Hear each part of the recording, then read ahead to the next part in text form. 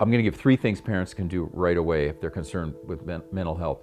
One is get them off screens. So get the screens down to what's developmentally appropriate for the age group. Like in Saving Our Sons, I birth to 2, 2 to 4, 4 to 6, what's good for the brain. And then no more screens except what's good for the brain. So that helps because a lot of anxiety and depression that we're seeing in our teens now is connected, at least in part, to screens and to the way the dopamine is being affected in the brain. So that would be one thing. And that includes things like no screens for an hour before bed, no screens at the dinner table, no phones at the dinner table, a number of practices like that. The second thing that we can do is watch for social isolation.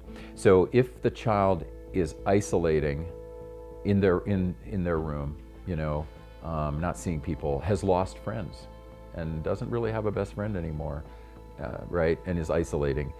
And by the way, media doesn't matter. If he's playing interactive video games or he's on his cell phone texting, he's still isolated.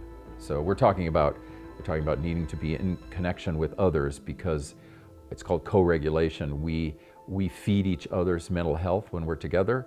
We're not feeding each other's mental health when we're behind a screen. So it's good for information. We love KXLY, but for kids, it's people have to understand that the relating through the screen is not relating. So it's called social media, but it's not social in terms of their development. So number 2 would be watch for the isolation.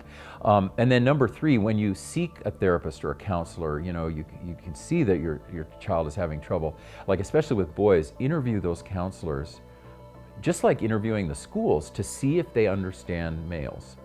Does the counselor work with adolescent boys?